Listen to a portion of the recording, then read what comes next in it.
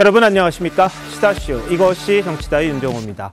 경찰이 한동훈 법무부 장관의 개인정보 유출 의혹에 연루됐다고 지목된 MBC 기자에 대해 압수수색을 벌였습니다. 해당 임모 기자는 이른바 MBC 바이든 날리면 자막 사건의 피고발이기도 해서요. 관심이 집중되고 있는데 이런 가운데 국회 윤리특위가 거액의 코인 거래 의혹을 받고 있는 김남국 의원에 대한 징계 절차를 시작했습니다. 특히 김 의원을 직접 소환해서 이야기를 듣기로 했다고 하는데요. 김 의원이 직접 나설지 전문가들과 한번 짚어보도록 하겠습니다. 어서 오십시오. 오늘 국회 윤리특위가 열렸습니다. 김남국 의원에 대한 징계 절차에 돌입을 했는데요. 김 의원 오늘 안산시 단원구에 위치한 자신의 지역사무소의 모습을 드러냈다고 합니다. 관련 화면 먼저 보시겠습니다.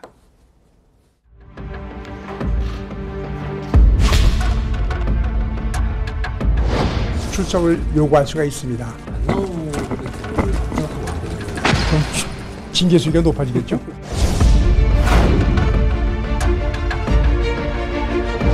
처음에 당 진상조사를 요청한 게 바로 저였습니다. 일체 미공개 정보며 로비며 그런 의혹들이 하나도 없기 때문에 다 협조하겠다고.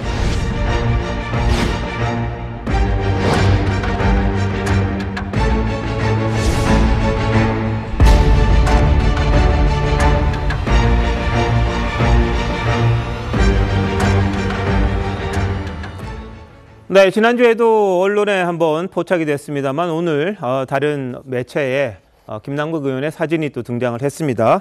자신의 사무실에 이제 나타난 건데요. 오늘 원래 국회 본회의가 있었는데 나오질 않았습니다. 자, 송권 본부장님 어떻게 봐야 됩니까? 일단은 본인이 5월 14일 날 탈당을 하면서 그 이후에 그 모습을 감췄죠. 그리고 5.18 때 가평 휴게소에서 발견이 됐는데 포착이 됐는데 그때 그날 빗썸으로부터 거래 내역을 다 뽑아갔다고 그렇게 돼 있어요. 보좌관을 뽑아갔다고.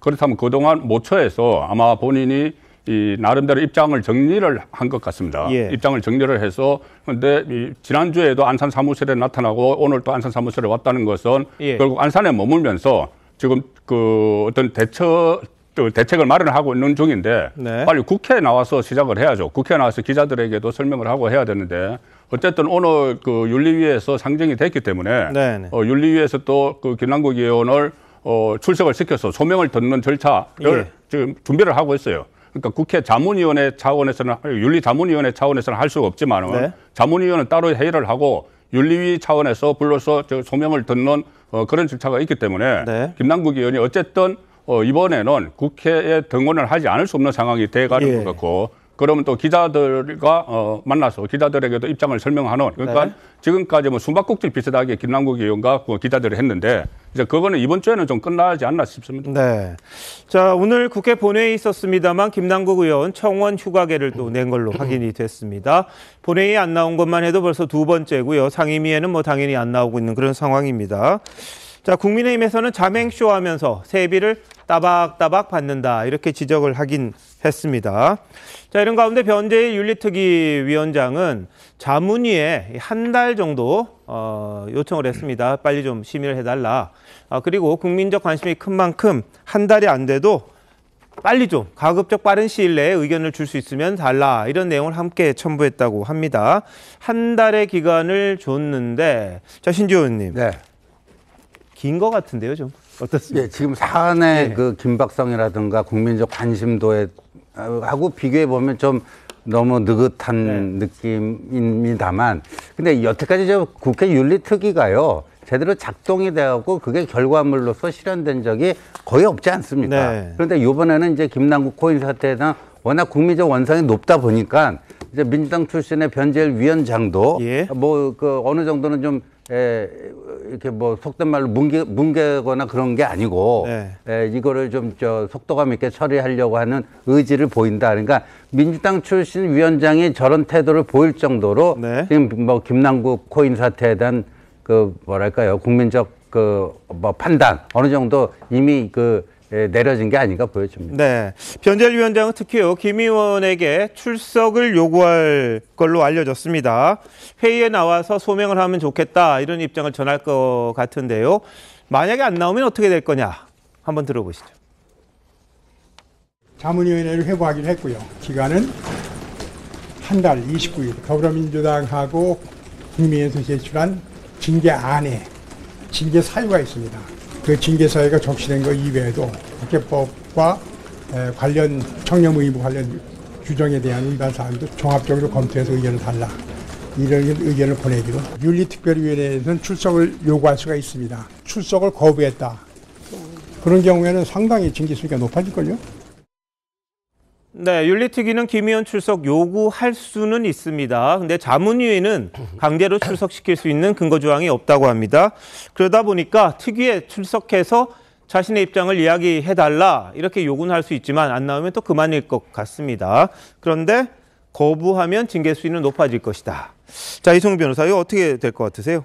저는 김남국 의원이 당연히 출석할 것으로 봐요. 네. 왜 그러냐면 윤리특위에서 만약에 출석하지 않아서 자신이 적극적으로 소명하지 않으면 사실상 징계 수위는 높아질 수밖에 없고 네. 그렇다라고 한다면 제명 처분을 할 수도 있거든요. 예. 그러면 이게 국회로 넘어갔을 때 3분의 2 이상이 찬성이 되면 이미 제명이 되는 거잖아요. 그리고 여기에 대해서 법원을 통한 사법적 구제 절차가 없습니다. 네. 그렇기 때문에 자신이 소명할 수 있는 마지막 기회일 수도 있다라는 측면에서 네. 저는 본인이 출석해서 적극적으로 소명할 것으로 보여지고 민주당 입장에서도 탈당한 의원이잖아요. 그렇기 때문에 무소속 의원으로서 굳이 비호할 이유가 없다는 점. 그리고 또 국민들 입장에서 보면 상임위 기관 중에서도 코인을 한 거 아니야라고 하는 비난 여론이 높기 때문에 네. 동정 여론이 별로 없고 오히려 좀 강하게 해야 된다라고 하는 측면에서 김남국 의원은 꼭 출석해서 서명을 할 것으로 보여지고요. 예. 2주간 자맹 과정에서 아마 코인 거래 내역을 받았기 때문에 네. 자신이 굉장히 많은 코인 거래를 했기 때문에 자신도 잘 모를 거예요. 그래서 2주간 자맹 기간 동안 자신의 코인 내역을 충분히 분석했을 것으로 보여지고 그래서 윤리 자문위에 나와서 적극적으로 서명 활동을 할 것으로 보여집니다. 예. 근데 여야 입장은 조금씩 달랐습니다. 이 자문위 기간을 두고 이견이 있었다는데요. 한번 들어보시죠. 저희는 최대한 그 절차가 빨리 진행돼서 실질적으로 절차가 잘 진행되길 바라는 마음을 갖고 있습니다. 이 사안이 갖고 있는 국민적 관심사 애들 중히 여기고 있고 봐주는 거 아니냐 본인께서 그런 생각이 들지 않도록 최대한 서둘러 달라는 말씀을 드렸습니다. 저희 국민의힘 입장에서는 기간을 좀 많이 단축했으면 좋겠다라는 생각으로 10일 정도 윤리자문심사위원회의 심사 기간을 좀 주고 만약에 그게 부족하다면 조금 더 연장하는 방법 이것이 어떠냐는 제안을 했었습니다만 민주당 측에서는 심도 있는 논의를 위해서는 아무래도 한 달 정도의 시간을 줘야 되겠다. 네. 자, 절차는 좀 복잡합니다. 윤리심사 자문위에서 일단 심사를 합니다. 그걸 마치면 윤리특위 징계소위원회를 거쳐야 되고요. 또 전체 회의 의결을 거쳐서 국회 본회의로 징계안이 올라가게 됩니다. 그럼 본회의에서 또 표결을 해야 됩니다. 아까 말씀하신 것처럼 제명이 가장 강한 조치인데 그게 되려면 의원들 상당수가 여기에 찬성을 해야 되는데 3분의 2 찬성 받기가 참 헌법 바꾸는 것과 똑같거든요. 쉽지는 않은 그런 절차입니다. 그러다 보니까 아까 신지호 의원님 말씀하셨듯이 이 징계라는 게 유야무야 되든지 뭐 이런 식의 일들이 많았던 건데 자, 정익진 변호사 수위는 어떻게 될 것 같으세요?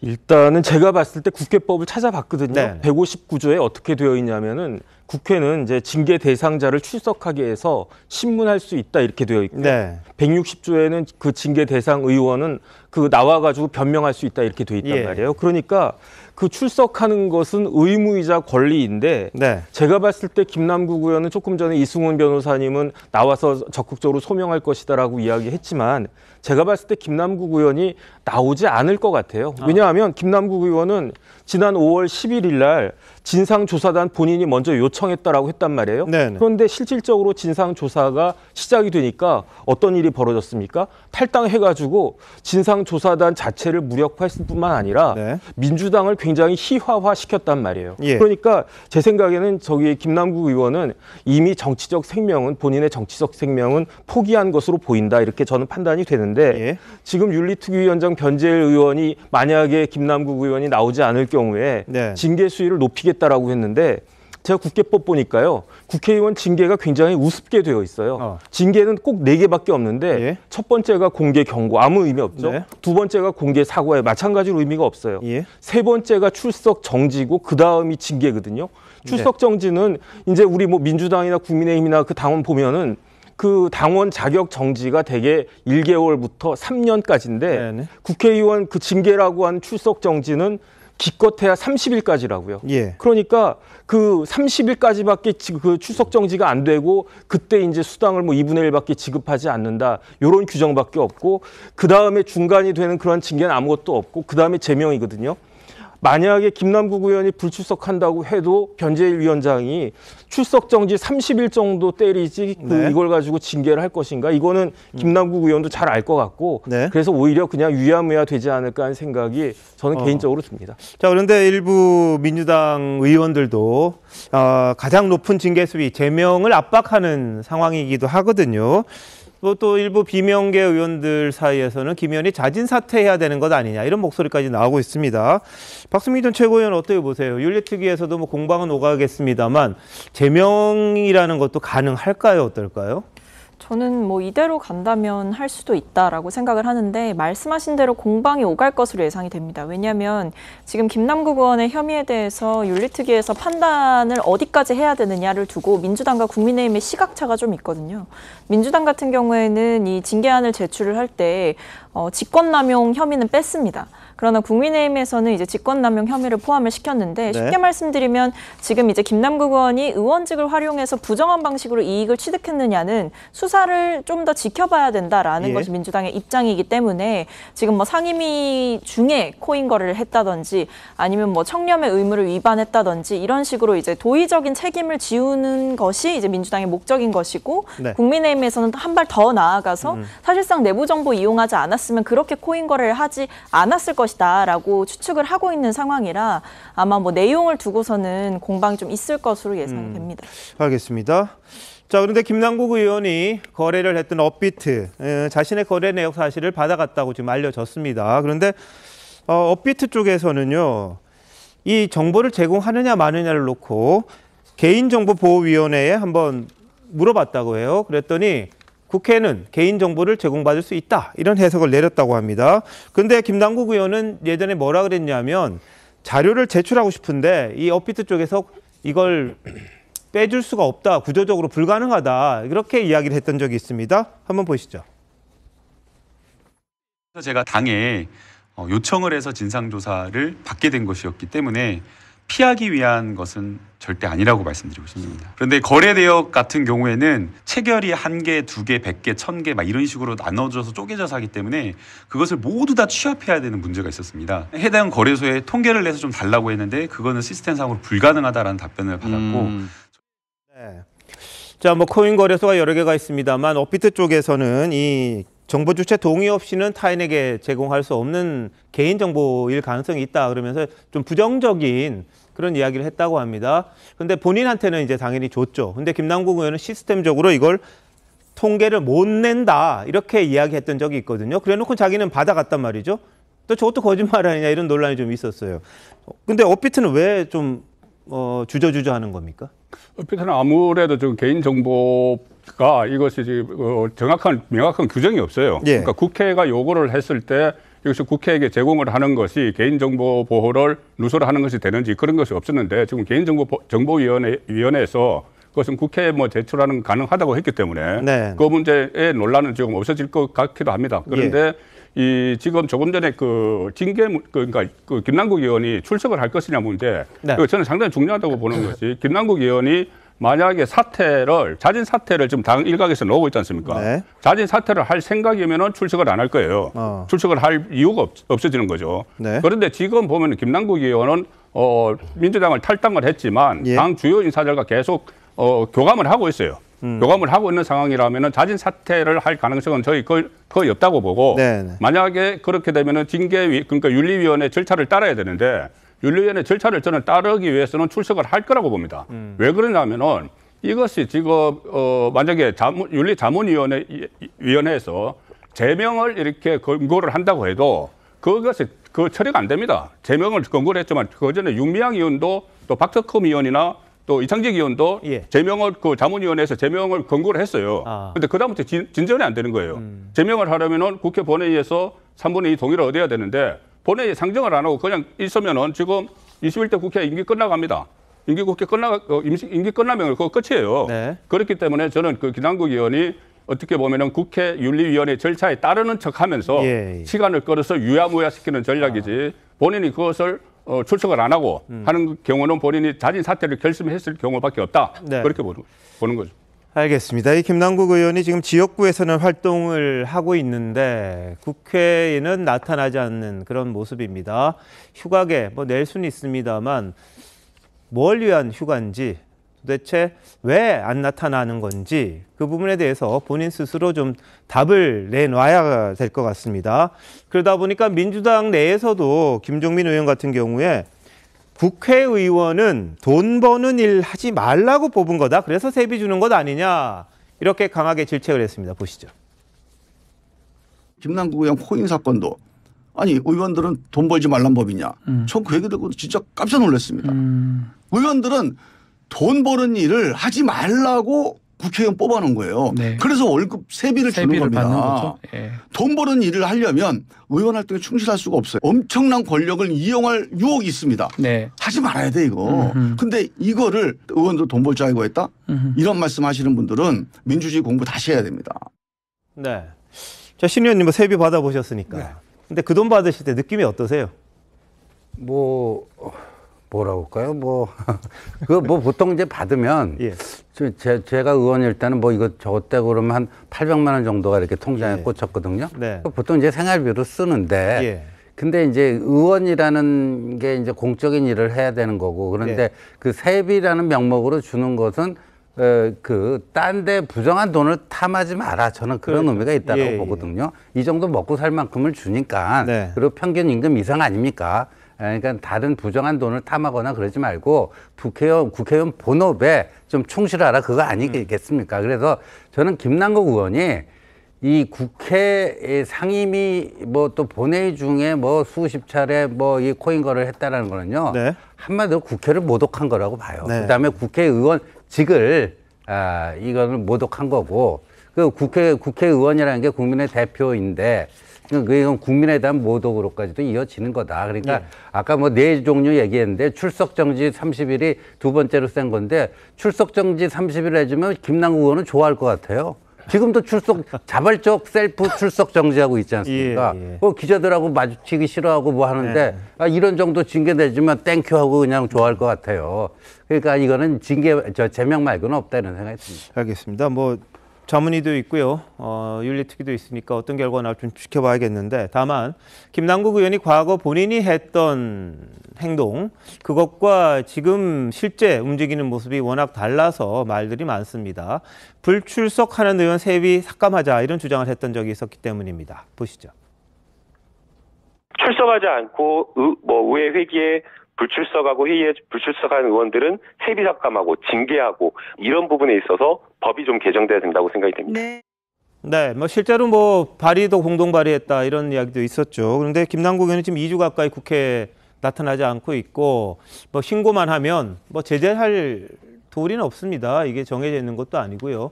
근데 월급이 월 평균 한 1,300만 원 정도 되는데 산술적으로만 생각해도 한 550만 원 정도 받은 셈이 되는데요. 정혁진 변호사 어떻습니까? 무노동, 무임금 이런 주장을 했던 사람이 지금 따박따박 받아간단 말이죠. 그러니까 일단 국회법을 보면요. 29조에 겸직금지라고 그 규정이 되어 있고 그다음에 29조의 2에는 영리 업무를 종사하는 것을 금지하도록 되어 있어요. 그러니까 네. 김남국 의원이 다른 사람도 아니고 법조인 출신 아니겠습니까? 국회법은 당연히 읽어봤겠죠. 그러니까 겸직을 하지 않고 영리 업무를 하면 안 된다라고 하는 것을 누구보다도 잘 알고 그렇기 때문에 저런 식으로 이야기를 했던 것 같은데 예외가 있어요. 국회의원이 할 수 있는 거. 첫 번째가 국무위원은 할 수 있어요. 네. 그러니까 국무총리나 국무위원 할 수 있도록 네. 그건 이제 국회법에 되어 있고 또 하나가 뭐가 있냐면요. 변호사는 할 수 있어요. 그러니까 변호사법의 38조에 예. 변호사는 국회의원이나 지방의원을 그 지방의회 의원을 겸직할 수 있다 이렇게 규정이 돼서 옛날엔 그러니까 지난번에 박민식 장관 후보자도 그 문제가 되지 않았습니까? 옛날엔 됐었다고요. 그런데 지금은 현실적으로 변호사들이 국회의원 배지 달면은 다 이제 변호사 휴업하고 그렇게 한단 말이죠. 그런데 김남국 의원은 변호사를 겸직한 것입니까? 제가 봤을 때 변호사 겸직한 게 아니고 코인어를 겸직한 거예요. 왜냐하면 어떤 사람이 그 주된 직업이 뭔가를 그 징표하는 가장 큰 특징은 뭐냐면은 어디서 돈을 많이 버느냐잖아요. 그러니까 국회의원 해봤자 끼케야 뭐 조금 전에 신지호 의원님 한 달에 한 800만 원쯤 받았다고 했는데 뭐 좀 늘어가지고 지금 한 1000만 원 받는다고 해도 코인으로 뭐 수억이 왔다 갔다 하는 그런 것이었는데 어디가 더 그 앞섰겠는가 그런 걸 생각하니 그러니까 어떻게 보면 김남국 의원이 이걸 잘 알기 때문에 앞에 나가지 못하고 출석하지 못하고 그냥 부끄러워서 숨어 있는 것이지도 모르겠다는 그런 생각이 듭니다. 자, 뭐 장관 겸직을 하더라도 국회의원 월급하고 장관 월급하고 다 받는 건 아니더라고요. 그중에 하나만 받든지 그런 식으로 돼 있던데요. 많이 받는 걸 받도록 돼 있습니다. 그렇게 돼 있잖아요. 그러니까 겸직은 하지만 본인이 하는 돈을 받는 수단은 하나밖에 안 되는 그런 게 돼 있는데 김남국 의원은 상임위 중에도 뭐 코인 거래를 하다 보니까 정말 본업이 뭐냐 거기에 대한 의문이 계속해서 제기가 됐던 부분입니다. 그래서 많은 분들이 좀 실망하고 그랬던 거 아닌가 싶은데 지금 국회 윤리특위가 오랜만에 가동이 됐습니다. 워낙 여론이 안 좋으니까 여야 일단 소집은 했는데 자문위에서 실질적인 안을 내고 윤리특위에서도 효과적인 내용으로 이 김남국 의원 문제를 빨리 좀 해결하는 해소하는 방안을 좀 찾아야 되지 않겠나 싶습니다.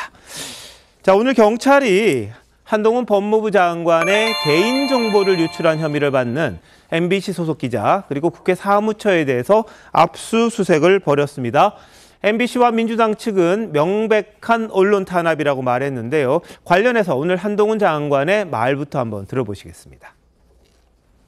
누군가를 억지로 해코지하기 위해서 개인정보를 유포하고 그리고 악용하는 것이 드러나는데도 그냥 넘어가면 다른 국민들께도 이런 일이 있어도 뭐 당연한 것이 될 겁니다. 어떤 누구를 해코지하기 위해서 불법적인 정보를 유포하고 그걸 악용하면 안 되는 거는 누구나 동의하지 않겠습니까? 그게 언론계의 뭐 상례라든가 일반적인 일은 아니잖아요. 그리고 아까 민주당이 뭐라고 과잉 수사가 아니냐 이런 얘기를 하고 있습니다. 근데 민주당이 채널A 수사에서 했던 입장하고는 굉장히 다르시네요. 민주당은 우선 지금 이 일에 민주당이 관여한 것은 없는지 먼저 점검하셔야 되는 것 아닌가 싶습니다. 좀 해당 기자가 사실 근데 뭐 대통령실에 대해서 안 좋은 보도를 한 이력도 있다 보니까 그거에 대한 뭐 좀 보복성 아니냐. 그거는 이제 여러 가지 해석의 문제고요. 제가 이제 이 사안에 대해서 수사를 하는 주체라든가 이런 건 아니고 저는 피해자의 입장이기 때문에 거기에 대해서 제가 더 상세하게 말씀드리기는 적절하진 않을 것 같습니다만. 네. 자, 이 사건이 뭔지 좀 궁금하실 겁니다. 왜 한동훈 장관의 개인정보가 유출된 걸 가지고 MBC 기자가 압수수색을 받느냐. 자, 발단은요. A씨라는 사람이 있습니다. A씨라는 사람이. 근데 강서구에 무소속 김민석 의원이 있습니다. 이 두 사람 사이에서 일단 일이 시작이 됩니다. A씨가 이 김민석 의원 쪽에 악플을 많이 달았나 봐요. 그래서 김민석 의원이 A씨를 고소하고 고발을 했더니 A씨가 어떻게 됐냐면 자신은 민주당 쪽인데 의정 활동에 좀 도움을 주겠다 그러면서 한동훈 장관 개인정보를 김민석 의원한테 넘긴 겁니다. 김민석 의원이 딱 받아봤더니 이거 개인정보가 가득 들어있는 건데 이게 뭐지? 이 사람이 도대체 어디서 이걸 얻었지? 그래서 수사를 의뢰했던 겁니다. 개인정보 유출 혐의로 고발을 또 한 거죠. 그랬더니 그 정보가 흘러가는 과정에서 MBC 임모 기자가 등장을 한 겁니다. 연루 정황이 포착이 돼서 MBC 임모 기자 그리고 국회 사무처 또 MBC에 대한 압수수색이 진행이 됐던 겁니다. 자, 그런데 이 USB로 A씨가 민주당 측 인사로 알려진 A씨가 김민석 의원에게 건넨 걸 보면 그 안에 뭐가 들어있었냐면 한동훈 장관의 주민등록 초본, 가족 개인정보가 모두 포함이 되어 있는 거랍니다. 그리고 부동산 매매 계약서도 있다고 합니다. 그러니까 이게 보면 국회 인사청문회를 할 때 개인정보를 다 국회에다 제출하는 과정이 있죠. 거기 보면은 자세하게 있습니다. 가려진 부분도 있고 보통은 근데 일반적으로 원 자료들이 많이 등장을 합니다. 주소까지 나오는 그런 것들요. 그러다 보니까 개인정보보호법 위반 혐의로 고발을 A씨를 하면서 이 사건이 이어진 그런 부분입니다.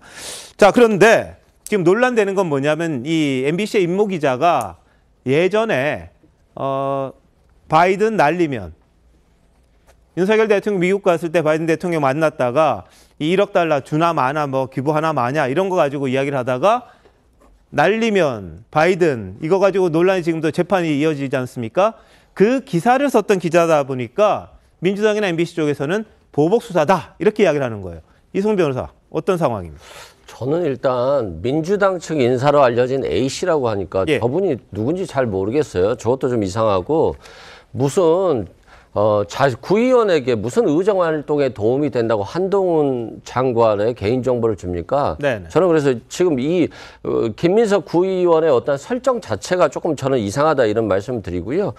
또한 지금 기자들이 사실상 인사청문회 과정에서 많은 정보들을 받아요. 그래서 개인정보들도 많이 받고 그 개인정보를 통해서 뭔가 문제점들, 사회적 인식들을 추적해 나가거든요. 과거 조국 전 장관에 대한 인사청문회 당시에 조국 전 장관에 대한 개인정보들이 많이 기자들에게 흘러갔고 그 기자들이 조국 전 장관에 대한 어떤 문제점, 가족의 문제점, 조카의 문제점까지 파헤쳐 나갔던 거예요. 그러면 이게 관행적으로 봤을 때 기자들이 그러면 개인정보를 이렇게 비밀리에 가져갈 수 있느냐? 이건 이제 불법의 문제는 차지하고라도 기자들 같은 경우는 굉장히 많은 정보들을 가지고 인사청문 과정에서 어떤 문제점들을 밝혀나갔거든요.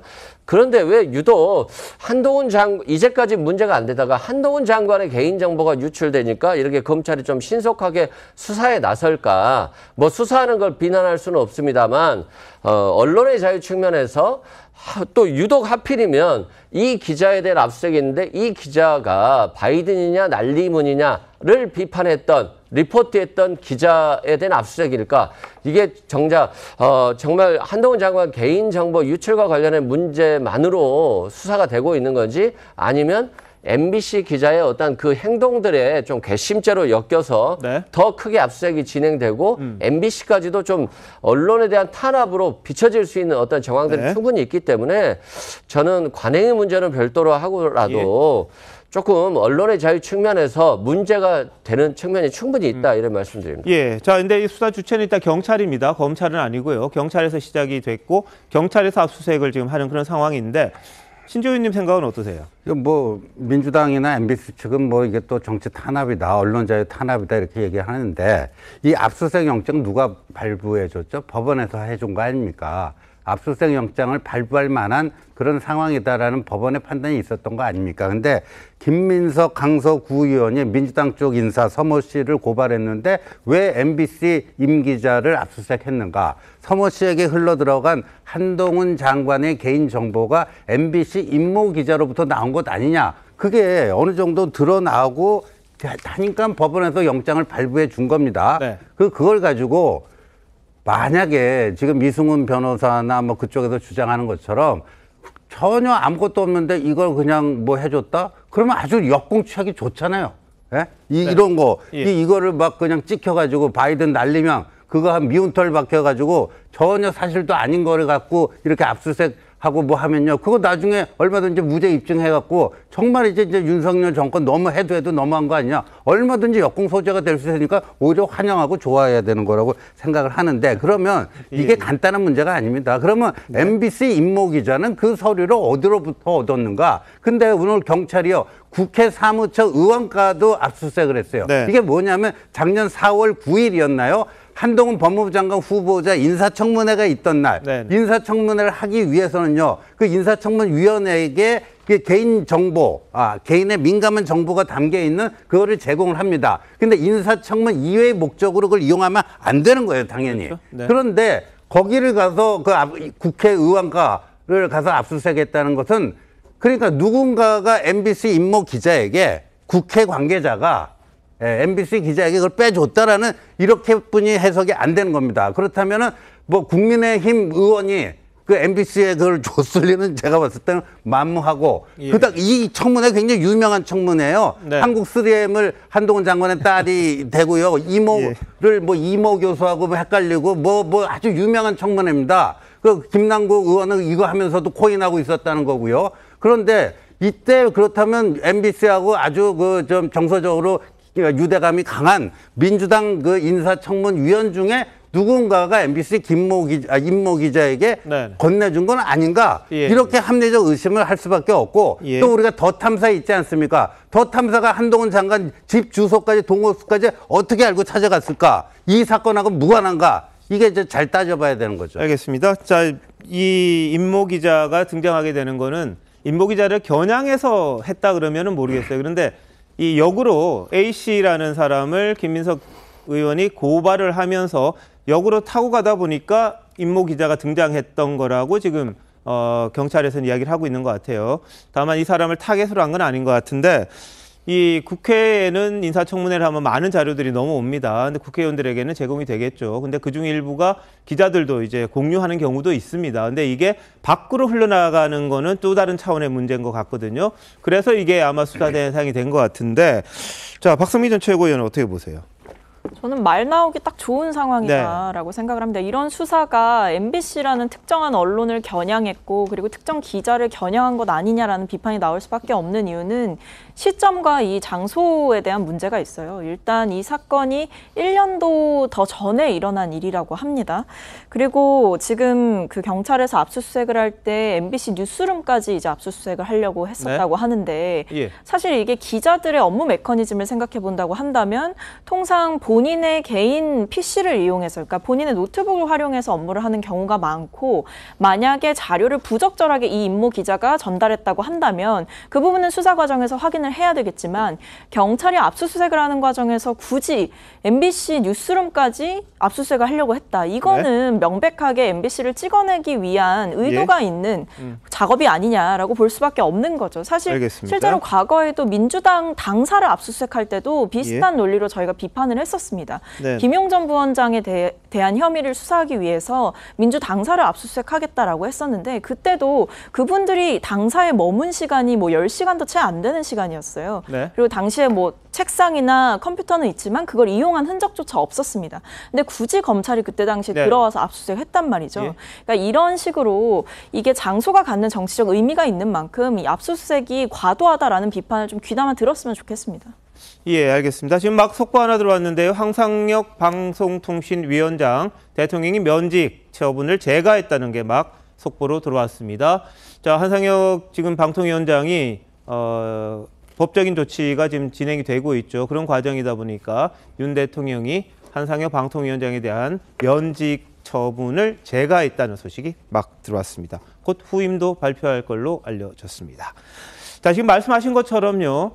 이 압수수색과 관련된 거. 그러니까 김용 전 부원장에 대해서 압수수색할 때 민주당사라고 이야기를 하시지만 사실 민주당사에 새들어 사는 민주연구원에 대한 거였고 두 번째 시간이 10시간밖에 안 된다고 했지만 검찰에서는 그보다 훨씬 많은 시간 그쪽에서 머물렀다는 거 그리고 출근은 거의 매일 했다. 이런 내용들을 또 추가로 이야기했던 적도 있기 때문에 그 압수수색에 대한 거는 법원의 판단 그리고 검찰이 어떻게 거길 적절하게 적법적으로 하느냐 거기에 달려 있는 것 같고요. 그 모은 자료 가지고 이제 앞으로 이 법정에서 어떻게 증명을 할지 그런 거 좀 지켜봐야 될 그런 상황입니다.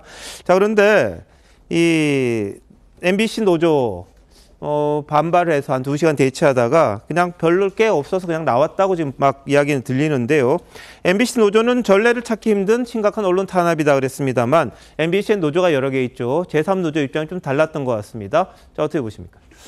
일단 지금 이 MBC를 대상으로 이렇게 경찰이 압수수색을 시도를 하니까 이것은 법원에서 영장을 발부를 해준 거죠. MBC가 그때 그 바이든 날리면 이것 때문에 표적이 된 것 아닌가 이야기를 하지만 한동훈 장관도 오늘 이야기했지만은 뭐 불과 채널A에 압수수색 들어간 게 얼마 안 됩니다. 그때 그 상황이 비슷해요.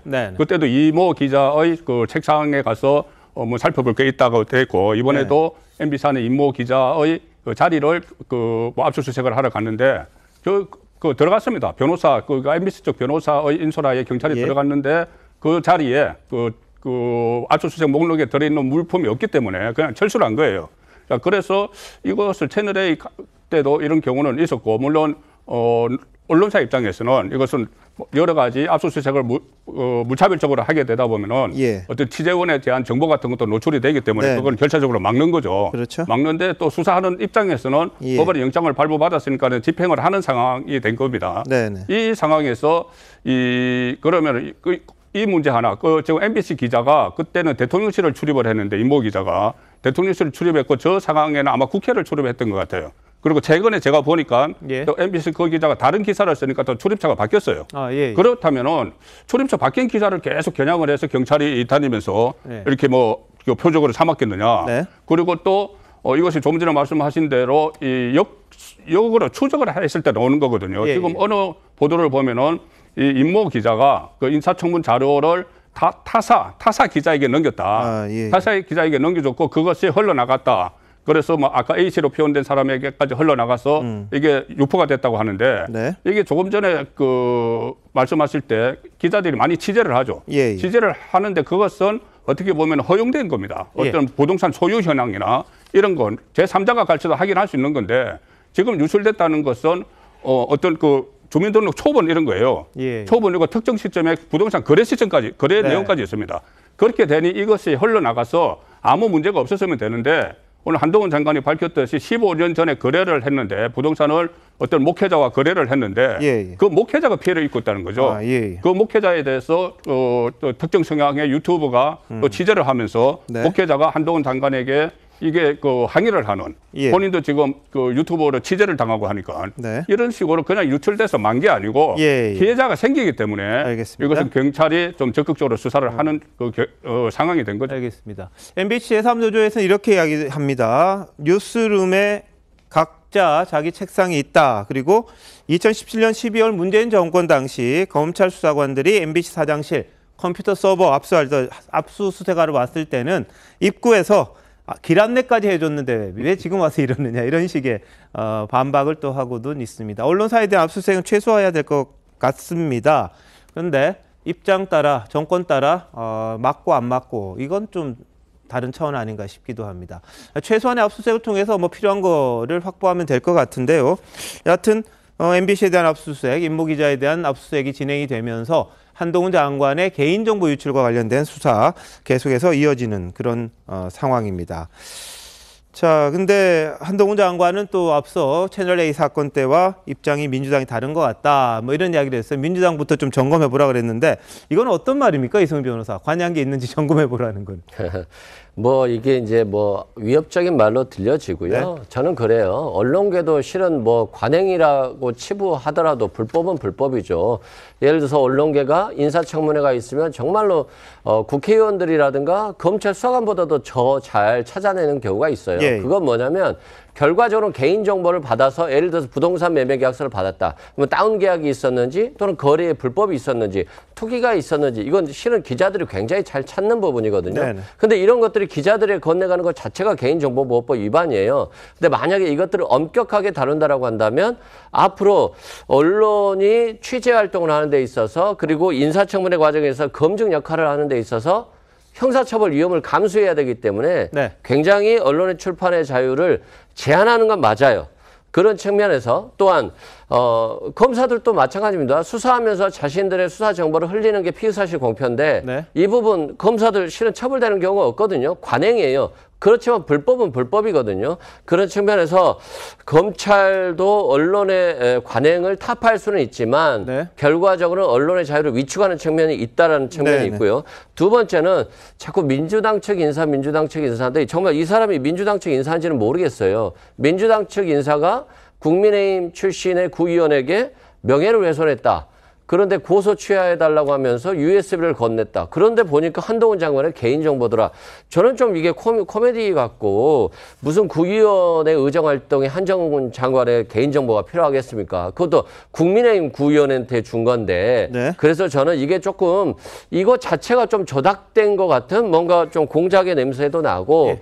그리고 이게 공교롭게도 바이든 알리면을 리포트했던 기자라는 측면에서 굉장히 좀 이상하다는 의구심을 지울 수 없다라고 말씀드립니다. 근데 이수근 변호사가 굉장히 위험한 발언을 하시네요. 뭐 조작이라고 하는데 아까도 말씀드렸듯이 법원에서 이제 압수수색 영장까지 다 발부를 해준 사안입니다. 그러니까 조작을 했으면은 그게 터무니없는 걸로 막 고소를 쓰고 갖다 붙이고 뭐 하는 것들이 이제 번복이 돼 있을 텐데 이걸 가지고 조작이라고 하면 그건 뭐 조작이라는 주장하실 수는 있어요. 근데 본인 발언에 대해서 이게 나중에 뭐 반드시 좀 책임은 지시기 바랍니다. 그러니까 제가 사실관계를 조작했다는 게 아니라요. 고소의 경위가 굉장히 좀 이상하다라는 말씀입니다. 자, 근데 뭐 악의적인 댓글 단 사람 2명을 고발을 했더니 그 중에 한 명이 A라는 사람이었고 그 사람과 이제 합의를 할 때 보니까 이 사람이 와서 이제 정보다 그러면서 이렇게 줬다는 거거든요. 그런 내용이 있는데 뭐 특정해서 한 것 같지는 않은데 하여튼 이렇게 거슬러 가다 보니까 우연찮게 임모 기자라는 사람한테까지 지금 간 게 아닌가 뭐 그렇게 추정은 되는데 뭐 사건 개요가 좀 더 나오면 다 자세히 알 수 있지 않을까 싶습니다. 여하튼 한동훈 장관의 개인정보 유출 둘러싸고 MBC와 관련된 이 이야기까지 좀 이어지는 그런 상황입니다. 민주당 강경파 초선 모임 철험회 소속이죠. 이수진 민주당 의원이 윤석열 대통령 뽑은 사람들이 싫어 죽겠다. 이런 말을 좀 했다고 하네요. 한번 보시죠. 저는 요즘 윤석열 그분을 대통령으로 뽑은 사람들이 너무너무 싫어요. 막 너무 싫어 죽겠어요. 지금도 윤석열하고 사진 찍고 싶다 그러고 잘하고 있다고 하는 사람들이 있으니 피가 끓죠. 그냥 바보예요, 바보. 아니 바보가 하는 짓을 가지고 왜 이렇게 했을까 뭐 물어보면 뭐 나와요? 이제는 기대를 하는 건 포기를 해야 돼요. 자꾸 해봤자 소용이 없어요, 진짜. 우리나라 국민이 아닌 것 같은 느낌이 드니까 이제는. 그리고 또 이제 일본과의 외교 속에서 왜 웃으세요? 네. 아니 그러니까 포기를 했는데 또 이제 일본 얘기하면 이제 더 우라가 치는 거지 또 이제. 그럼 저 마실까요? 사실은 우리 당 대표님이 삭발을 하고. 네? 단식을 하고 그리고 옆에서 막 또 국회의원들 따라하고 용산 앞에 가서 막 이렇게라도 해야죠. 예, 자 이수진 의원이 굉장히 강하게 저렇게 이야기를 했는데 정혁진 변호사 어떻게 보셨어요? 뭐 그냥 그러려니 해야죠. 여기에 대해서 뭐라고 이야기하겠습니까? 철험회가 또 철험회 했네 이렇게 생각하고요. 이수진 의원이 뭐 윤석열 대통령 좋아하겠습니까? 그렇다라고 하면은 윤석열 대통령 찍은 사람을 뭐 좋아하겠습니까? 그거는 이수진 의원 본인이 저렇게 이야기를 안 해도 다 아는 이야기인데 저 이야기를 못하러 저렇게 유튜브에 나가가지고 또 했는지 모르겠고 그 다음에 더 중요한 거는 저런 이야기를 하는 것이 본인에게 무슨 도움이 될까 일단 그런 생각이 들고요. 그 다음에 저는 사실 궁금한 게 있어요. 그 철험의 대표 주자라고 하면은 옛날 같으면 최강욱 의원이었는데 이제는 김남국 의원 아니겠습니까? 김남국 의원이 철험의 의원이 상임위원회에서 이렇게 막 코인 거래하고 그랬을 때 제가 봤을 때 그분은 이제 코이너로서 코인에 취해 있었던 것 같은데 그런데 이수진 의원도 그때 막 그 한동훈 장관 관련해가지고 질의할 때 뭔가에 취해 있었던 것 같은 거 아닌가 일단 그런 생각들을 많이 하거든요. 일단 그런 부분들부터 본인이 좀 먼저 해명을 하는 것이 필요한 것이 아닌가 그런 생각이 들고요. 그다음에 제가 봤을 때 판사 출신 국회의원이 할 수 있는 이야기는 전혀 아닌 것 같다. 일단 그런 생각이 듭니다. 이거는 딱 들어도 대선 불복이죠. 그다음에 정권 불인정입니다. 이것이 이수진 의원 혼자만의 생각인가? 얼마 전에 그 이재명 대표가 당원조원에서 토론회를 한 적이 있어요. 그때 같이 패널로 참석했던 문재인 정부 청와대 부대변인 출신 모 씨가 지금도 뭐 방송에서 평론도 하는데 저는 그 말 듣고 상당히 충격받았습니다. 우리나라에는 대통령이 없는 것 같아. 느낌적으로는 이재명 대통령이 이런 이야기를 했습니다.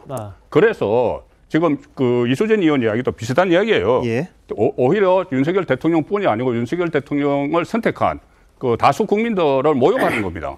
그리고 지금 1년 지난 시점에 그동안 무슨 뭐 그 탄핵 이야기도 나오고 민주당 안에서도 그리고 그 거리 집회도 있고 소위 말하는 개딸들, 개혁의 딸들도 윤석열 대통령에 대해서 어떤 그 적개심을 계속 표현을 하고 있지만 그런 차원과 지금 현역 국회의원이 이렇게 나와서 마치 이 정권을 부정을 하는 듯한 하는 것은 저거는 좀 분명히 잘못된 그 인식이고 거기에 대해서 저는 야당 대표 이재명 대표의 생각이 공개가 돼야 된다고 봐요. 왜 그러냐면은 그때 제가 말씀드린 이 느낌으로는 이재명 대통령이고 우리나라에는 대통령이 없다고 했던 사람이 이야기할 때 이재명 대표가 옆에 있었는데 전혀 거기에 대해서 제지를 하거나 하지 않았습니다. 하지 않았고 오히려 이 부안해동을 했어요. 앞으로는 이 사이다, 과거 사이다라는 말을 들었는데 이재명 본인이 그 시대로 다시 돌아가겠다, 뭐 전투력을 강화하겠다 이런 식으로 이야기를 했습니다.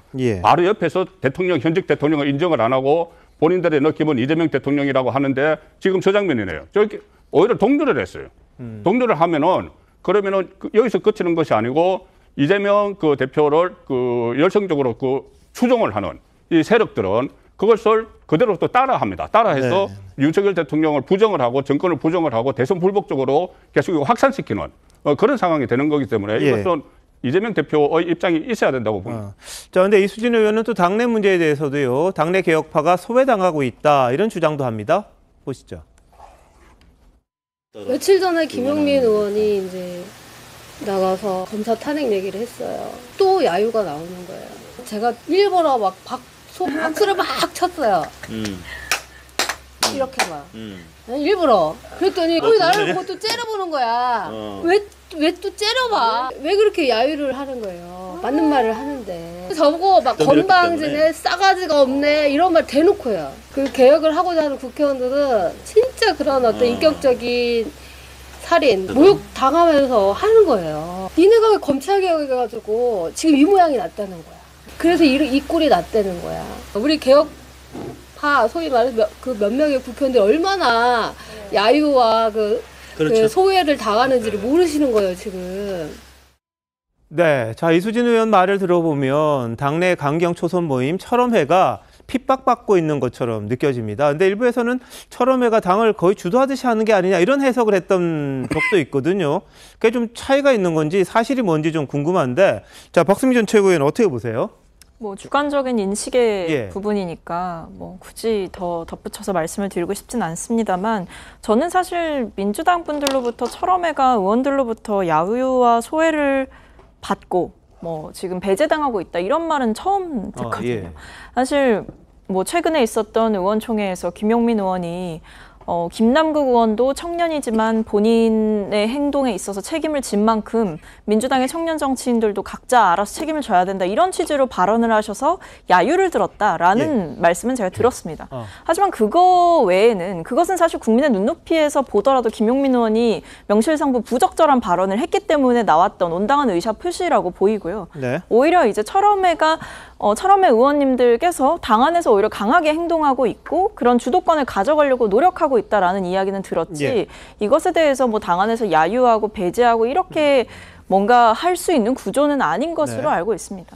알겠습니다. 그리고 이수진 의원이 이재명 대표 인선과 관련한 뭐 불만도 일부 드러냈다고 합니다. 당 대표가 김용민 의원 같은 사람을 정치개혁특위 위원장에 앉혔으면 어떻게라도 반발 자국 나갔을 텐데 그렇지 못했다. 이런 입장까지 밝혔다고 합니다.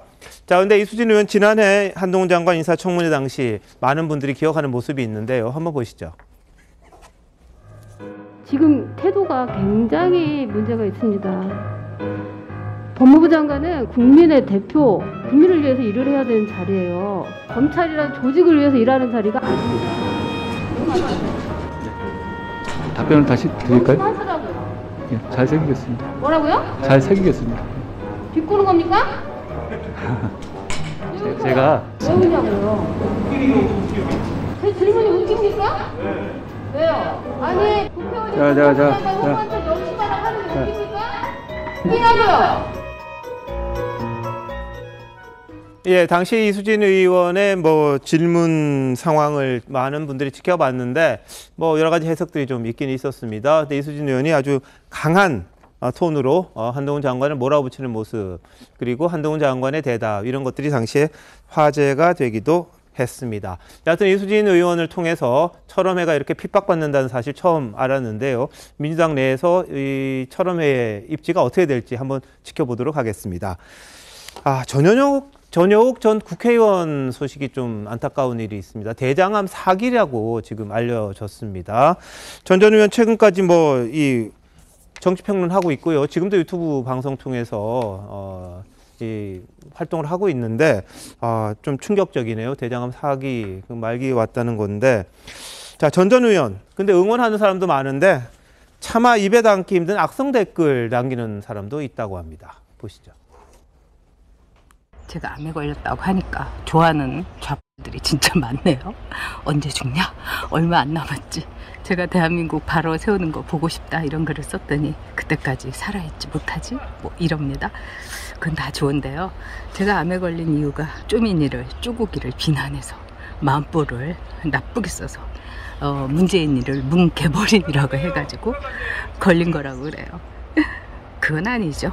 그는 모든 암 환자를 모독하는 겁니다. 저한테 이렇게 무시무시한 악플을, 인간인지 의심스러운 악플을 다는 분들 다 고소할 거예요. 금융치료 확실하게 받게 할 겁니다. 네, 밀배설 모자 벗어봐라 이런 이야기까지 한다고 합니다. 그래서 실제로 본인이 찍은 모자를 벗은 사진을 올리기도 하는 그런 모습을 보였는데요. 자, 이거 어떻게 전 의원 좀 아셨습니까, 소식? 저 의정활동 같이 해서 그야말로 뭐 여장부고 여전사고 그런 분이시죠. 저도 이번에 언론 통해서 이거 듣고 굉장히 좀 가슴이 무겁습니다만. 근데 우리가 암만 평상시에 무슨 의견이 다르고 뭐 해서 치고받고 싸우다가도요.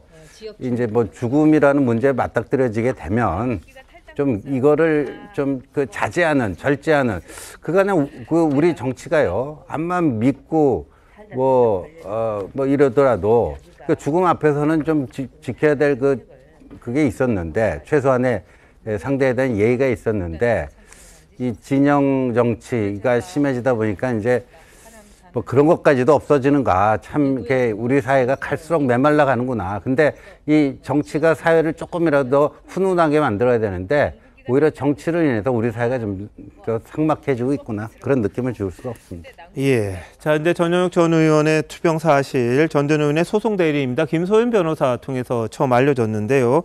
이 과정에 진혜원 부산지검 부부장 검사가 또 관련이 있다고 합니다. 전 전 의원에게 5천만 원 손해배상 소송 제기했던 사실 드러났습니다. 예전에 진 검사가 자신의 SNS에 김건희 여사를 겨냥해서 줄리 스펠링은 아닌지 모르겠다 뭐 이런 글을 올린 적이 있었어요. 그리고 매춘부를 암시하는 듯한 영어 단어, 이제 이 프로스큐터 검사에다가 프로스티튜트를 합쳐가지고 이 프로스티튜트라는 걸 올렸어요. 이걸 가지고 이제 전혁 의원이 야, 이게 어떻게 현직 검사 이런 거 올리느냐 이런 글을 썼더니 소송을 건 사실이 있었습니다. 그래서 이제 김소연 변호사가 이 소송 대리를 맡았는데 이 과정에서 이제 전 의원이 상당히 좀 뭐 피해를 받은 거 아니냐 뭐 이런 주장을 하고 있습니다. 근데 진혜원 검사도 이제 지난번에 이 박원순 전 서울시장 성추행 사건 피해자에게 2차 가해했다는 이유로 정직 1개월 처분 받은 적이 있었는데요. 이번에는 또 어떻게 될지 모르겠습니다. 전 전 의원과는 소송이 계속 진행되는 그런 상황이기도 합니다. 전 전 의원 뭐 대장암 사기라고 합니다만 이제 활동 활발하게 하시는데 좀 더 건강하셨으면 하는 그런 바람입니다. 자, 이런 가운데 원조 친노라고 불리는 고 노무현 정부 시절 청와대 홍보수석 조기숙 이화여대 교수가 조국 전 법무부 장관의 최근 움직임 아주 강하게 비판했습니다. 조 전 장관 이야기와 함께 들어보시겠습니다. 부산대 내에서 그 조사위원회가 열렸는데 동양대 표창장은 입시에 영향을 안 줬다. 그 다음에 저희 딸내미 때문에 다른 학생이 뭐 떨어진 적은 없다. 뭐 이렇게 조사 결과가 나왔던 것 같습니다. 좀 자숙하고 반성하는 모습을 보여줘야 되는데 계속 잘못을 부인하거든요. 그러면 우리 또 왜 괘씸죄가 있어서 형량도 높게 나오잖아요. 정치에 나오실 의사는 없으신지요? 목에 칼이 이제 풀렸을 때 뭘 할지는 저도 잘 모르겠습니다. 자연인 조국으로서 뭘 할 것인가에 대해서는 지금으로서 말씀드리기가 좀 곤란하지 않나. 이제 총선 군불 떼는 데에도 딱 선을 긋지 않으니까 결국 조국 장관이 출마한다 민주당 1심에서라도 유죄 판결을 받은 분이 나온다 하더라도 또 직을 상실할 수 있게 되거든요. 네. 그러니까 국민에 대한 예의도 아니고 당선이 된다 하더라도 민주당은 다른 지역구에서 다 참패해요. 과연 이런 일을 할까? 저는 아직 조금 의심스럽습니다. 네, 조기숙 교수가 이렇게 이 반성하는 모습 좀 보였으면 좋겠다 이런 이야기를 하고 있는데 뭐 어떤 의미가 있을까요, 이승 변호사? 뭐 조기숙 교수가 본인의 생각을 말한 것 같고요. 사실상 저는 뭐 조국 전 장관이 출마를 하지 않을 것으로 봐요. 1심에서 지금 2년형을 받고 있고 항소심에서 만약에 이게 유지된다라고 한다면 구속될 수 있는 상황인데 여기에 대해서 뭐 출마 얘기 자체를 논한다는 것 자체가 저는 뭐 적절하지 않다고 보여지고요. 다만 언론에서 자꾸 출마할 것이다 할 것이다 이런 취지를 하는 것들인데 이게 실은 뭐 조국 교수를 흔들리게 할 수 있을지는 모르겠습니다만 네. 굉장히 부적절하다고 봅니다. 그리고 또 조국 전 장관이 검찰 개혁 과정에서 가족들이 구속되는 그런 상황을 맞았죠. 그렇지만 본인이 검찰 개혁을 한다라고 하는 것들은 잘 했을지 모르겠습니다만 검찰과 싸우려고 한다면 검찰은 수사로부터 자유로울 수 있는 청렴성을 또 유지해야 되는 측면이 있거든요. 네. 그래서 검찰이 과도한 수사를 했다. 이것에 대한 비난은 있을 수 있겠습니다만 결과적으로 유죄 판결을 받은 마당에 이 상황에서 어떻게 출마를 논할 수 있겠어요. 다만 조국 전 장관이 개인의 신분이고 민간인 자격인데 뭐 출판을 한다, 책을 낸다. 뭐 이걸 가지고 비난하는 것도 저는 뭐 민간인에게 너무 과도한 요구라고 생각됩니다. 알겠습니다. 근데 조기숙 교수는 최근 책을 하나 썼죠. 거기서도 민주당이 위기에 빠진 원인으로 조국 사태를 거론하기도 했고요. 최근에 그 조민 씨의 유튜브 활동에 대해서도 좀 쓴소리를 했습니다. 한번 들어보시죠. 저는 떳떳합니다. 부끄럽지 않게 살았고요. 저는 도망가고 싶지 않습니다. 국내 여행도 다니고 맛집도 다니고 이제 SNS도 하고 더 이상 숨지 않고요. 직접 뵈면은 어머니 항상 이렇게 되게 웃고 계시고 제가 이렇게 좀 활달하게 이렇게 다니는 것에 대해서 엄청 좋아하세요. 그런 걸로 좀 낙을 가지시는 것 같고 어머니도. 자기는 자기 삶을 살 건데 맨날 숨어 있을 수는 없는 것 같고 아예 자기로서는 자기가 이제 어떤 활동을 하든 간에 계기를 마련해야겠다는 판단을 했다. 그래서 한편으로는 제가 약간 섭했는데 한편으로는 좋았습니다. 자기를 가는구나라는 생각이 들어서 한편은 고마웠고 좋았고요. 우리가 자식을 군대 보내도 뭐 선풍기도 안 켜고 여행도 안 가고 어쨌든 자식이 무사 귀환할 때까지 기다리는 게 가족의 마음이잖아요. 근데 가족을 그것도 자기 입시 때문에 감옥에 보낸 거잖아요. 어머니를. 그러고서 나는 내 일상을 행복하게 즐기겠다 하면은 국민의 입장에서 봤을 때는 저렇게 철이 없는 사람이 있나. 이런 게 굉장히 정치 문제가 아닌데 정치화가 되고 기분이 나빠지는 거예요. 이게 굉장히 역풍이 부는 거죠, 당에. 네. 정 변호사 보실 때는 어떠셨습니까? 일단 제 생각은요. 조국의 강이 생각보다 굉장히 깊구나. 일단 그런 생각이 들고요. 거기에다가 이제 보니까 지류까지 있네요. 조민의 강. 그러니까 조국하고 조민의 강이 흘러 남국의 바다로 흘러 들어가는 것이 아닌가. 일단은 그런 생각이 들고요. 그다음에 사실은 저는 제 후배들이 많이 걱정이 됩니다. 왜냐하면 고등교육법에 어떻게 규정이 되어 있냐면은 그 대학의 총장은 학생이 입학 전형에 위조 또는 변조된 거짓 자료를 제출하는 경우에 이런 경우에는 입학 허가를 취소해야 된다라고 되어 있어요. 그 학생이 아무리 뛰어나고 뭐 전국 수석하고 뭐 하버드 갈 성적이 되고 그런 거 상관없이 부정 행위를 하면 입학 허가 취소되어야 한다. 머스트로 되어 있단 말이에요. 그런데 이러한 규정을 그 법을 전공한 서울법대, 서울대 로스쿨의 조국 교수가 어떻게 다른 방식으로 해석을 할 수 있을까? 그런데 저런 교수 밑에서 이제 법학을 갖다 배운 후배들이 과연 법을 제대로 이해할 수 있을까? 저는 그것까지 사실 걱정되는 그런 게 돼가지고 참 우리 사회에 큰 문제가 아닌가 저는 그런 생각이 듭니다. 알겠습니다. 뭐 학생들이 잘 배울 수도 있겠죠. 그런 상황에서도요. 저는 진보 진영이 조국 사태 이전과 이후로 완전히 갈림길에 섰다고 봤는데 지금 다시 총선이 다가오니까는 여전히 이것이 뭐 조국의 강을 건너는 건지 모르겠지만은 조기숙 교수는 노무현 정부 때 홍보수석 할 때 저도 그때 같이 출입을 했거든요. 그런데 상당히 돼서 노무현 대통령에 대한 존경심이 엄청납니다. 그래서 지금도 본인이 나는 원조 친노다 이렇게 이야기를 해요. 그런데 그때 같이 근무했던 사람이 문재인 대통령입니다. 비서실장도 하고 같이 근무를 했는데 그러네요. 지금 문재인 대통령은 조국 전 장관에게 마음의 빚이 있다는 이야기를 계속하고 최근에도 소주를 한잔 하고 싶은 사람 해서 조국 전 장관을 꼽았습니다. 자, 그런데 그 이후에 조국 사태가 왜 진보 진영을 분수령이 됐냐고 하면은 진보 진영에 있던 진중권 교수나 아니면 서민 교수나 뭐 김경률 회계사나 이런 여러 사람이 조국 그 전 장관으로 인해서 진보에 민낯이 드러났다고 해서 일종의 이탈을 했어요. 이탈을 한 이런 상황인데 이 상황에서 다시 또 조국 전 장관이 총선에 출마하는 문제로 이렇게 다시 논란이 된다는 것은 저는 진보 진영에 결코 유리할 게 없는, 특히 총선에까지 출마를 한다고 하면은 그 조국 사태로 민주당 입장에서 조국 사태로 다시 돌아가서 이 조국의 이전과 이후가 완전히 바뀌어야 되는데 다시 그것을 무한 반복하는 걸로 가기 때문에 상당히 부적절하다고 봅니다. 박승민 전 최고 어떠세요? 조국의 강 건넜습니까? 아직도 여전히 그 속에 있는 겁니까? 건넜다고 생각했는데 아직 좀 과제가 있는 것 같습니다. 근데 저는 사실 조국 전 장관의 총선 출마의 자유가 아무리 있다 하더라도 본인이 이런 불필요한 논란에 있어서는 선을 좀 딱 그어줘야 된다라는 생각이 있거든요. 사실 국회의원에 출마한다는 거는 본인의 입신양명을 위한 것도 아니고 명예회복을 위한 과정도 아니지 않습니까? 근데 왜 조국 전 장관, 그러니까 재판을 받고 있는 사람에게 총선 출마 여부가 뭐 문의가 되고, 그러니까 또 그것이 취재가 되고 또 본인은 거기에 대해서 명확하게 선을 긋지 않는 것인지 좀 의아하다라는 생각이 들고요. 국민들께 그동안 이제 본인의 논란에서 비롯된 여러 가지 논쟁이 참 우리 사회를 좀 많이 분열시켰던 측면도 있습니다. 본인은 억울한 것도 있겠지만 분명한 것은 어쨌든 입시의 과정에서 부모가 본인들의 권력을 활용해서 부적절한 행위를 했다라는 거는 법원의 판결이 끝난 거지 않습니까? 그렇다면 이 부분에 있어서는 본인이 도의적 책임을 지고 불필요한 논란은 더 만들지 않는 것이 중요하다고 생각합니다. 알겠습니다. 근데 조국 장관 여전히 본인의 혐의 판결에 대해서도 사실상 인정을 하지 않고 있는 그런 모습이어서요. 그걸 지켜보는 많은 분들이 참 어떤 마음을 가지실지 궁금하기도 합니다.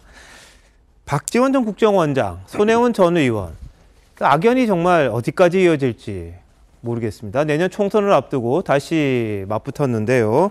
손혜원 전 의원이 어제 박지원 전 원장이 연극 관람에 남긴 SNS 글을 공유하면서 국회의원 4선 16년 동안 하면서 벼랑간 목포에 하고 싶은 일이 왜 이렇게 많아지셨냐 이렇게 이야기를 합니다. 극장 하나 만들지 못하는 게 혹시 부끄러우신가 이렇게 이야기를 했는데 출마하시면 반갑게 맞아드리겠다 그랬습니다. 그랬더니 박지원 전 원장, 손혜원 전 의원 비판 일축했습니다. 한번 들어보시죠.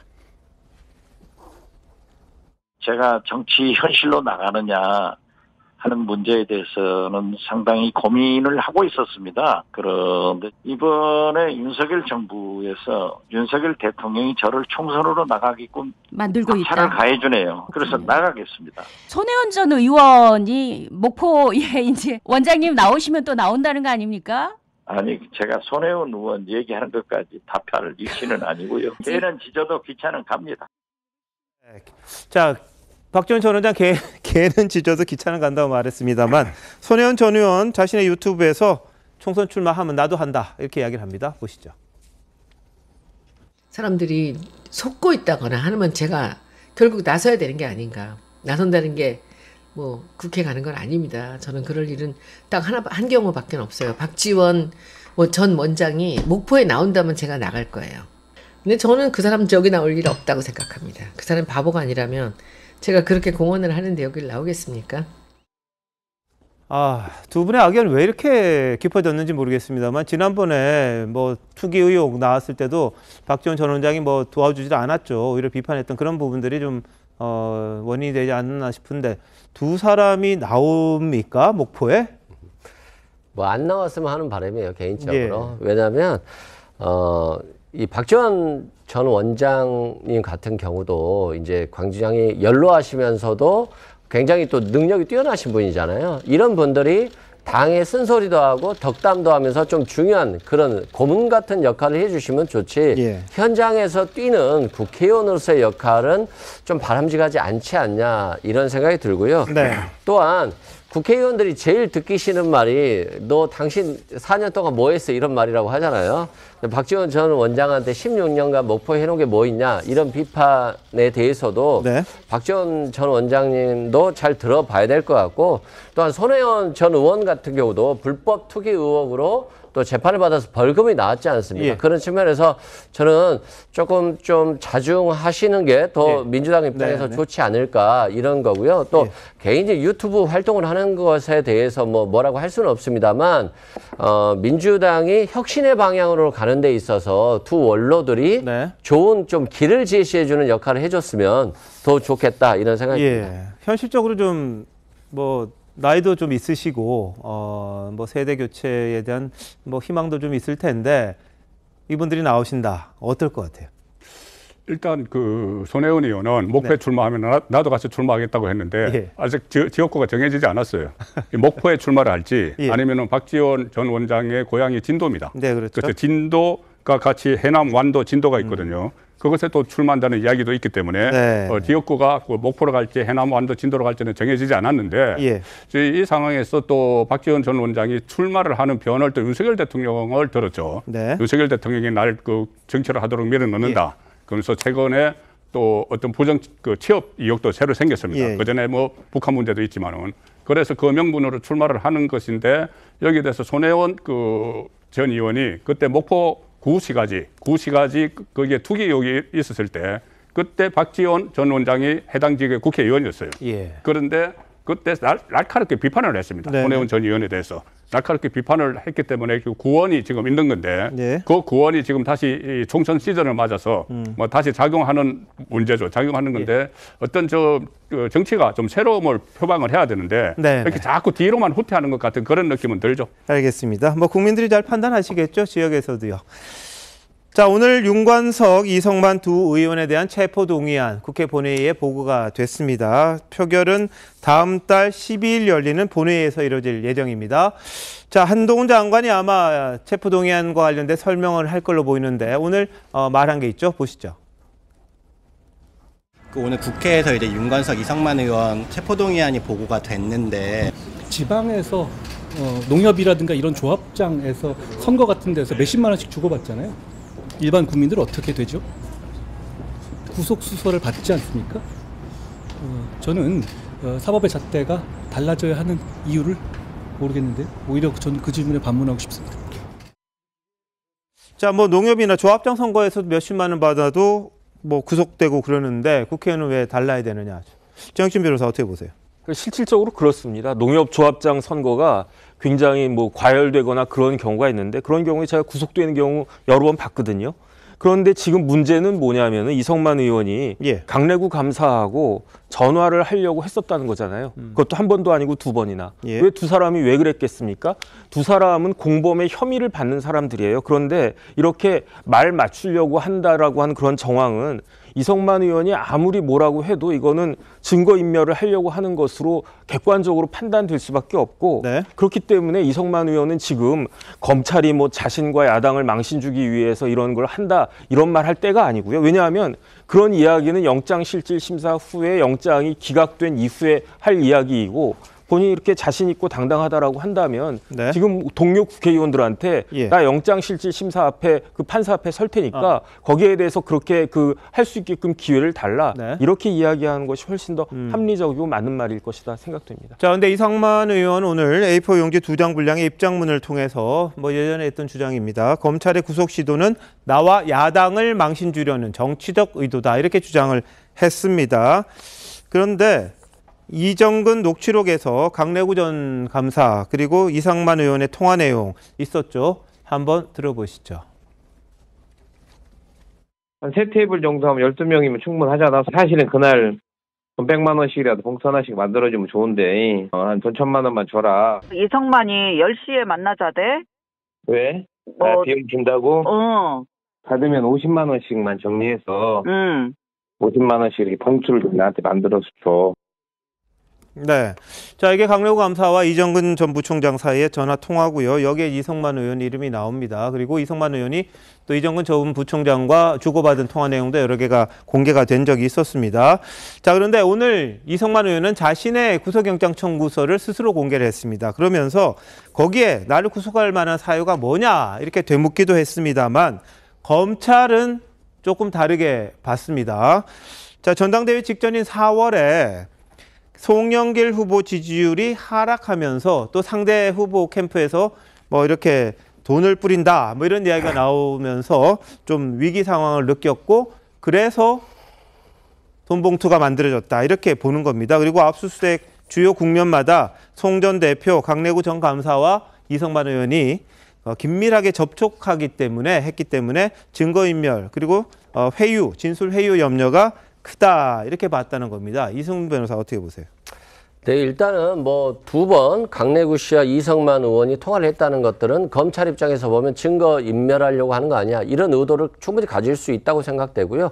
또한 이성만 의원 측에서 보면 이게 변호사라든가 이런 선임에 있어서 조언을 해주고 평소 알고 지내다 보니까 격려 차원의 말을 했을 수도 있어요. 그래서 이 부분은 이제 법원이 판단할 것으로 보여지고요.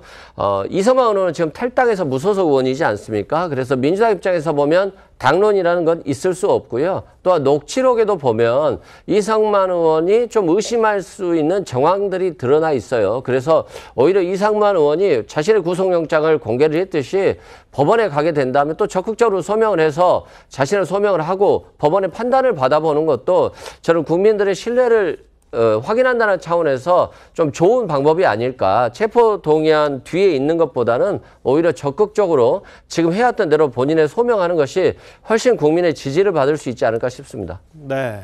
자, 이성만 의원도 오늘 입장을 밝혔고요.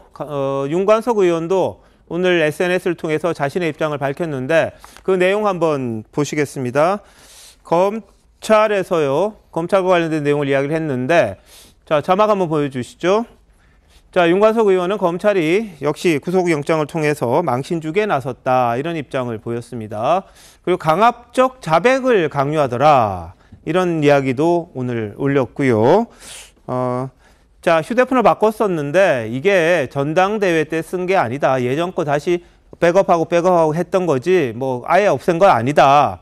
이러고 이걸 마치 증거인멸을 위해서 전화를 바꾼 것처럼 호도를 했다. 이렇게 이야기했습니다. 다만 휴대전화 나중에 빈 거 준 거는 맞죠. 나머지 다 백업을 했더라도 그 휴대전화는 놔두고 딴 거를 준 거는 맞는 것 같습니다. 그리고 법적 정치적 책임 외면할 생각은 없다. 이런 이야기는 했습니다. 그리고 당당하게 법 결백과 억울함 밝히겠다 그랬고요. 관련자들은 다 강요된 진술을 했기 때문에 신빙성이 없다. 이런 내용도 했습니다. 돈 받았던 사람도 뭐 특정이 안 됐다 그러고요. 그 사람들에 대한 조사도 없이 영장을 청구했다. 이런 주장도 했습니다. 자, 근데 검찰 수사에 대해서 상당히 불신을 하고 있고 검찰이 좀 절박해 보인다. 무리하게 구속영장을 청구했다. 이런 내용도 했는데 총선용 정치 수사에 당당히 맞서겠다. 이렇게 이야기를 했습니다. 자, 신조 의원님. 네.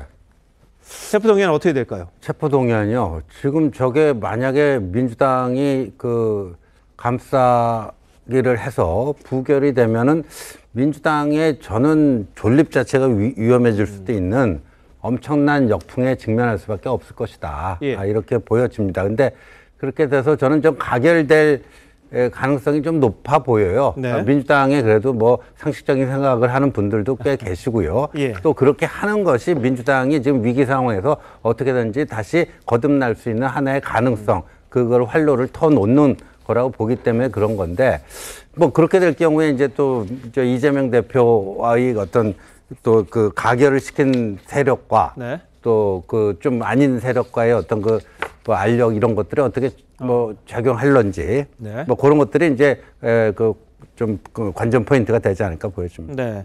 자, 지금 뭐 송영길 전 대표 캠프와 관련된 돈봉투 의혹 제기가 됐고요. 근데 검찰의 구속영장 내용을 보면 경쟁 캠프에서 금품을 제공하고 있다는 정보를 입수한 뒤 이런 대목이 나옵니다. 그러다 보니까 일부에서는 이 돈봉투와 관련된 전당대회 관련된 수사가 또 확대되는 게 아니냐 뭐 이런 이야기도 나옵니다만 이 돈을 주고받은 거 정확하게 밝히지 않으면 이게 쉽지 않은 일이어서 어떻게 될지는 모르겠습니다. 한번 지켜봐야 할 그런 상황입니다. 잠시만요. 대한민국 이슈의 중심 수다쇼 이것이 정치다. 여기까지입니다. 내일 다시 찾아뵙겠습니다. 고맙습니다.